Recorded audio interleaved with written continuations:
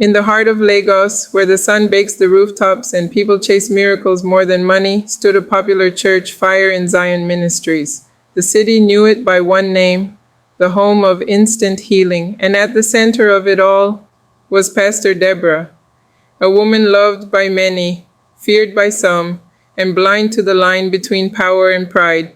The members called her Mama Fire, but heaven called her something else. We will soon find out.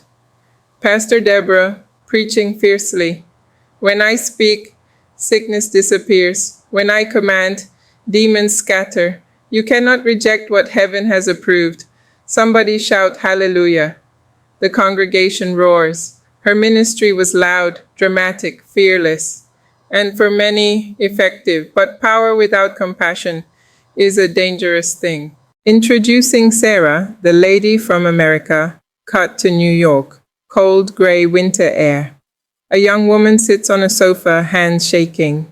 Her name, Sarah Johnson, 34, African American with Nigerian roots. Her eyes look lost, but hopeful. Sarah scrolls through YouTube. On the screen, Pastor Deborah slaps a man who falls instantly, shaking violently on the floor. Pastor Deborah on screen. Every demon tormenting your mind, out, crowd screams. Sarah wipes tears from her face. Sarah whispers, if God can heal them, maybe he can heal me too. We see her hospital reports. Diagnosis, severe bipolar psychosis, multiple medications, no improvement. Her aunt enters, Auntie Joyce, a middle-aged Nigerian woman living in the US. Auntie Joyce, Sarah, honey, you're watching that woman again? Sarah, Auntie, she's powerful, she heals people, she casts out demons. Maybe my healing is in Nigeria. Auntie Joyce freezes. Auntie Joyce, Nigeria, Kay, are you sure? You're vulnerable. You need medical help, not drama. Sarah stands, trembling but determined. Sarah, I'm tired of medicine. I want deliverance. She grabs her passport. Sarah, continuing. I'm going to Nigeria. Arrival at the church cut to Lagos Airport.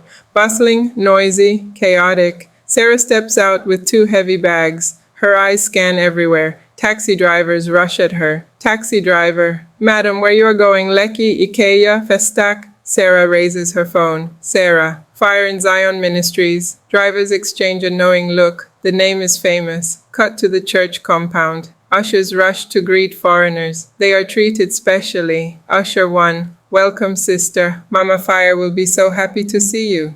They lead her to the guest area. Inside the office, Pastor Deborah sits on a leather chair, wiping sweat from her forehead after service.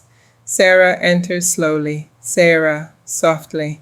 Pastor, please help me. I came from America. I've been suffering mentally. I want deliverance. Pastor Deborah studies her face, trying to read her vulnerability. Pastor Deborah, smiling warmly. My daughter, your miracle has already started. She places her hand dramatically on Sarah's head. Pastor Deborah whispers, you will stay close to me. I will handle your deliverance personally. Sarah bursts into tears. Sarah, thank you, Pastor. Thank you. As Sarah leaves, Pastor Deborah's smile drops. She turns to her assistant, Pastor Deborah, coldly. Did you hear she's from America? Make sure she fills the special offering form. The deliverance begins and gets dark. The deliverance area, dim lights, drums beating in the background, people praying loudly. Sarah sits on a plastic chair. Pastor Deborah places her hand on Sarah's forehead. Pastor Deborah, manifest, come out. She pushes her. Sarah falls hard. Then Pastor Deborah begins hitting her shoulder, then her back, then her legs. Pastor Deborah shouting, leave her, leave her, leave her. Sarah screams in pain. Ushers hold her down. Sarah crying, Pastor, it hurts. Please. Pastor Deborah, angry. Quiet. Demons always cry before they go. The assistant pastor films everything. For social media, testimonies. Hours later, Sarah lies on the floor, bruised and shaking. Pastor Deborah stands over her. Pastor Deborah, If you want complete deliverance, you must sow a seed. The spirit of madness requires sacrifice. Sarah looks terrified. Sarah, I don't have much money, but my aunt sends something monthly. Pastor Deborah smiles slowly, the smile of someone who has found a gold mine. Pastor Deborah, good. Bring the money to me. Don't tell anyone. The money begins to flow into Pastor Deborah's office. Day. Sarah sits across the table holding a brown envelope. Her hands tremble, but she looks hopeful. Sarah, softly. Pastor, this is the $3,000 my aunt sent for my treatment. You said the seed will break the chains on my mind. Pastor Deborah opens the envelope immediately. No prayer, no hesitation. Thick bundles of dollars. Her eyes glitter. Pastor Deborah, my daughter, this seed shall speak. The heavens will recognize your sacrifice. She places her hand on the money, not on Sarah. Then she forces a loud tongue-speaking performance. Pastor Deborah, dramatic tongues. Bakaturi Mandaya, your healing has started. Sarah begins to cry. Sarah, I believe, Pastor, I just want to be free. Pastor Deborah stands suddenly, voice rising. Pastor Deborah, stand up, let me check something. Sarah rises, Pastor Deborah pushes her head backward. Sarah stumbles, Pastor Deborah, The demons are resisting, strong spirits. They have eaten your destiny. Sarah gasps, Pastor Deborah, you must stay close to me. No calls from America, no external voices, only me, your spiritual mother. Sarah, yes, Pastor, anything you say. Pastor Deborah's control grows in. Church prayer room, night.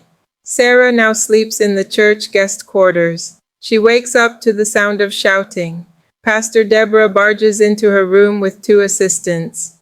Pastor Deborah, loud. The demons in you are restless. Stand up. Midnight deliverance. Sarah struggles to sit up, weak and exhausted. Sarah, Pastor, please, can I sleep for just 1 hour? Pastor Deborah's eyes flash. Pastor Deborah, sleep when demons are destroying your mind. Do you want to be mad forever? Sarah bursts into tears. She is dragged to the prayer room. Into prayer room. Continuous. The room is dark except for candles. Sarah is placed in the center. Pastor Deborah grabs a belt. Yes, a thick leather belt. Sarah's eyes widen in fear. Sarah, trembling. Pastor, no, please. Pastor Deborah, this is not beating. This is holy correction. Deliverance is war. She begins hitting her. Back, legs, arms. Sarah screams. Assistant pastors chant louder to drown the sound. Assistants, Holy Ghost fire, fire, fire. Sarah collapses to the ground, crying uncontrollably. Pastor Deborah throws the belt down. Pastor Deborah, stand up. Tomorrow we continue. Don't forget, your healing depends on obedience. Sarah whispers, Sarah, I will obey. I will obey. Her faith, now mixed with trauma, becomes a weapon against her own sanity. The extortion spreads ex-church compound day. Sarah sits outside, bruised but smiling faintly. She forces a hopeful look. She believes she's on the path to healing. Pastor Deborah walks up to her, pretending to be tender. Pastor Deborah, my daughter, how do you feel today? Sarah, weak smile. Better, I think. Pastor Deborah, I see a new battle forming. The spirit of poverty is attacking your deliverance. Sarah looks alarmed. Sarah, Pastor, what should I do? Pastor Deborah leans in, lowering her voice. Pastor Deborah, you must give everything that ties you to your past, even material things. God needs them. Sarah nods slowly. Sarah, what kind of things? Pastor Deborah, clothes, electronics, jewelry, anything that carries attachments. Bring them to my house. I will perform a cleansing. Sarah believes every word. Inti. Pastor Deborah's house. Next day, Sarah arrives with 2 big suitcases. Pastor Deborah's luxurious living room shines. Marble floors, gold-plated frames, expensive furniture. Sarah opens her bags. Sarah, these are my clothes, my laptop, my jewelry. I hope this will help my deliverance. Pastor Deborah picks up a gold necklace. Pastor Deborah, very nice. The demons hate purity. This must be separated from you. She puts it in her own drawer. Sarah watches silently. Her belief is stronger than her suspicion. Land documents and the final straw. External church, backyard. Evening. Sarah sits on a plastic chair reading her aunt's email on her phone. Auntie Joyce writes, email text on screen. Sarah, I sent the land document of your father's house to Lagos. Keep it safe. Pastor Deborah appears behind her silently. Sarah jumps. Pastor Deborah, what are you reading, Sarah? A message from my aunt. She sent land documents to Nigeria. Pastor Deborah freezes. Pastor Deborah, sweet smile. Bring them to me, quickly. Those documents must be sanctified. Sarah, surprised. Sanctified? Pastor Deborah. Yes, ownership documents carry ancestral spirits. If they are not cleansed, your mental healing will fail. Sarah nods nervously. Later. Inside Pastor Deborah's office. Night. The land documents lie on the table. Pastor Deborah picks them up slowly, almost lovingly. Sarah, quietly. Pastor, will this guarantee my deliverance? Pastor Deborah looks straight into her eyes. Pastor Deborah, without these, you will never be free. Sarah breaks down crying. Sarah, okay, take them. Pastor Deborah smiles. And just like that, the last piece of Sarah's inheritance left her hands. But fate was already preparing justice. The truth begins to unravel. The relatives notice something is wrong inside Auntie Joyce's apartment in New York at daytime. Auntie Joyce sits on the couch holding her phone. Her face is tight with worry. She dials Sarah again. Auntie Joyce, pick up, Sarah. Please pick up. No answer. Again, no answer. She sighs and checks Sarah's WhatsApp profile picture. The one smiling Sarah now looks thin, bruised, and frightened. A recent photo tagged, deliverance loading. Auntie Joyce covers her mouth in horror. Auntie Joyce whispers, Jesus, what's happening to my child? She immediately calls Sarah's cousin in Lagos, Kunle, a sharp, streetwise young man in his late 20s. Kunle on phone. Auntie Joyce, long time. How are you? Auntie Joyce. Kunle, there's a problem. Sarah is in Lagos. She's staying with a pastor, but something is wrong. Look at her picture. She sends the image. Kunle's tone changes instantly. Kunle. Auntie, this girl is not fine at all. Leave am for me. I go find her. Auntie Joyce breathes in relief and fear. Auntie Joyce. Please, Kunle, don't let anything happen to my sister's daughter again. Kunle grabs his jacket. Kunle, I will handle it. He rushes out. It only takes one observant relative to break the chains of manipulation. Kunle arrives at the church outside fire in Zion Ministries in the afternoon. Kunle approaches the church compound wearing jeans and a t-shirt. He studies the huge banners of Pastor Deborah performing miracles. He shakes his head. Kunle, muttering, these people are just too much. He approaches an usher. Kunle, I am looking for one lady. Her name is Sarah Johnson. She is stay here. The usher freezes. Usher. Sarah? Ah. Mama Fire say no visitor must see her. She's under deep deliverance. Kunle laughs sarcastically. Kunle, deep deliverance ke? I beg go call her. They refuse. Kunle forces his way past them. Ushers shouting, Hey, stop there. Who you be? The commotion draws Pastor Deborah out of her office. She steps out with a microphone still in her hand. Pastor Deborah, my friend, stop. Who are you, and why are you causing confusion in my church? Kunle stands tall. Kunle, I'm Sarah's cousin, and I'm here to see her. Now. Pastor Deborah's smile is stiff and forced. Pastor Deborah. She is undergoing spiritual surgery. No disturbance allowed. Kunle. I didn't come here for surgery. I came for my cousin. Bring her out. The crowd begins to murmur. Pastor Deborah's eyes narrow. But before she can respond, a faint voice echoes behind them. Sarah, weakly. Kunle. Everyone turns. Sarah stands at the doorway of the guest room, her face swollen, her arm bruised, her posture weak. Kunle's jaw drops. Kunle, Sarah, who do you like this? Sarah bursts into tears and runs to him, collapsing in his arms. The entire church compound falls silent. The confrontation continued outside church courtyard. Kunle supports Sarah as she trembles violently. He turns to Pastor Deborah. Kunle, furious. What did you do to her? Look at her body. Pastor Deborah lifts her chin proudly. Pastor Deborah. She is being delivered. Manifestations are normal. Kunle explodes. Kunle, delivered by who? Mike Tyson? The crowd gasps. Sarah grabs his shirt. Sarah, crying. Kunle, she said the demons will kill me if I leave her. Please don't make her angry. Pastor Deborah steps forward. Pastor Deborah, commanding. Sarah, come back here now. The demon of rebellion is speaking through you. Kunle moves in front of Sarah protectively. Kunle, no one is taking her anywhere. Pastor Deborah signals her ushers. They form a circle. The tension is so thick the air feels electric. Pastor Deborah, she needs cleansing. She brought cursed items. She surrendered valuables, jewelry, clothes, and land documents. Kunle's eyes nearly pop out. Kunle, land what? Sarah, whispering, she said they had ancestral spirits. Kunle slowly turns to Pastor Deborah. Kunle, you collected her property, her inheritance. Are you a pastor or armed robber? Suddenly, murmurs rise from the members. Member 1, land documents. Ah, Mama Fire don't pass her boundary. Oh. Member 2, this one no be deliverance again.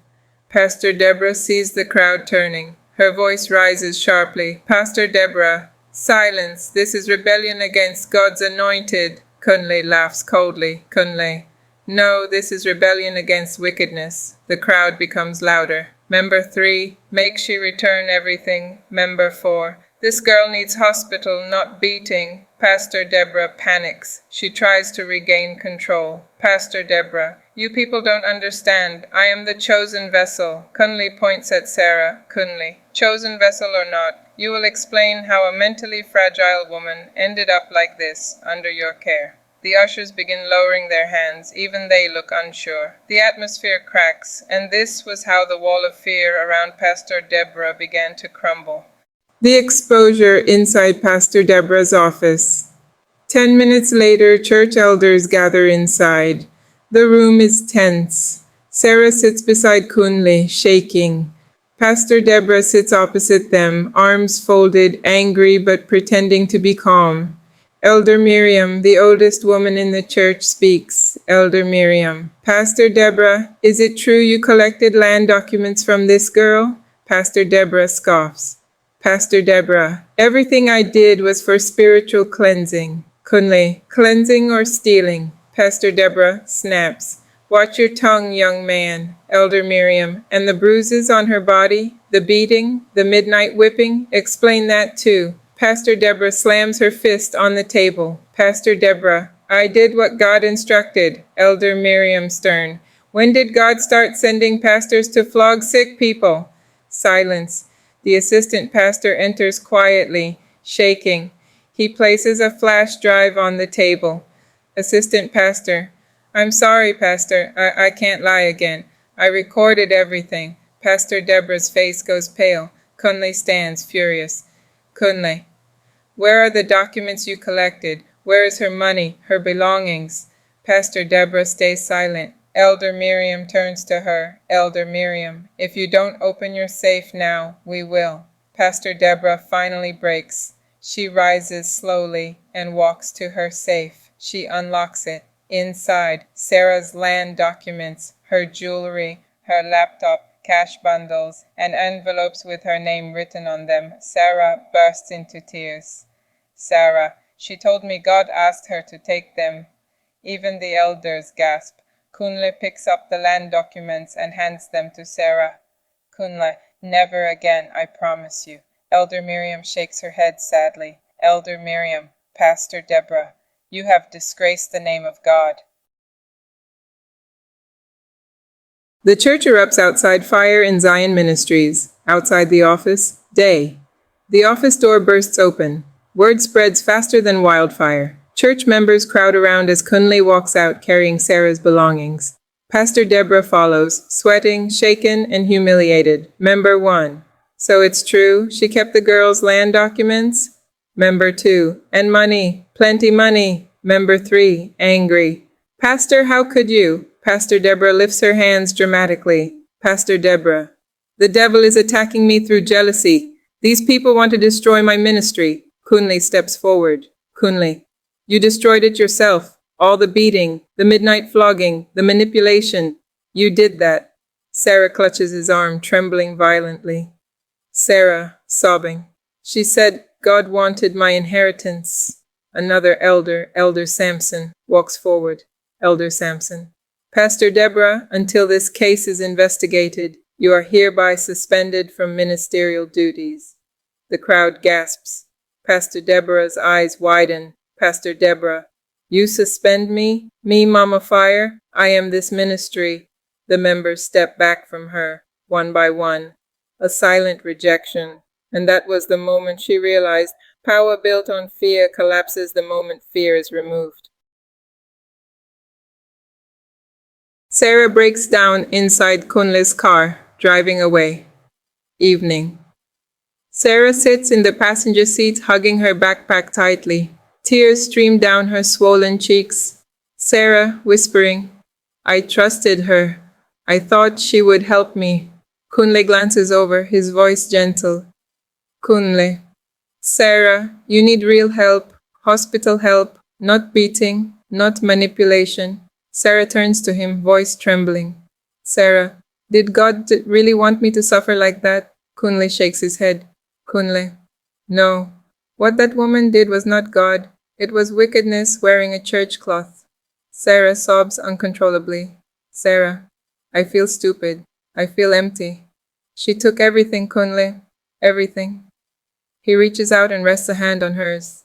Kunle, you still have your life, and your sanity, and your family. Sarah looks away as tears fall. Sarah, I'm not sure I still have sanity. She breaks down crying again. Kunle squeezes her hand. Kunle, you're safe now. That's all that matters. Camera pulls back, now car moving through Lagos traffic as dusk settles.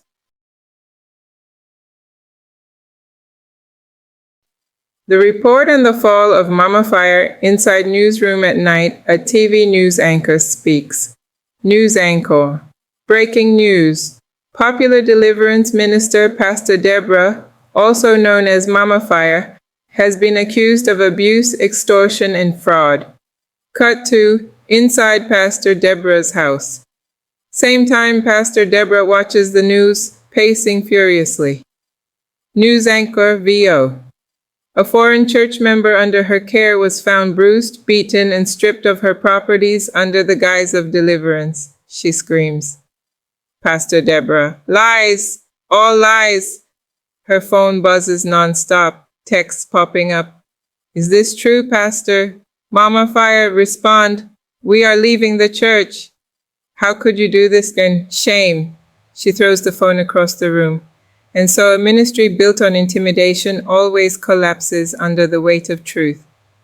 Cut to outside church gate. The following morning, reporters gather. Police arrive. Pastor Deborah is escorted out for questioning. Church members watch silently. No prayers, no shouts, no defense, just disappointment, just truth. The beginning of healing in a private therapy center. 2 weeks later, Sarah sits in a calm therapy room. Soft lights, peaceful colors. A Nigerian psychiatrist gently speaks to her. Psychiatrist, Sarah, you experience religious trauma, emotional abuse, and physical violence. Your fear is understandable.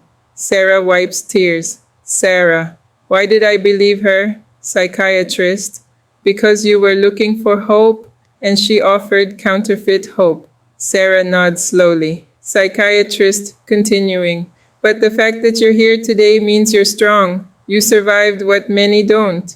Kunle enters with food in a takeaway pack. Kunle, I bought amala and iwedu, your favorite. Sarah smiles faintly for the first time. Sarah, soft, thank you. for everything. He sits beside her. Kunle, you're my family, and you're not alone again. Sarah exhales deeply. Sarah, I feel lighter. The psychiatrist smiles. Psychiatrist, that's the real beginning of healing.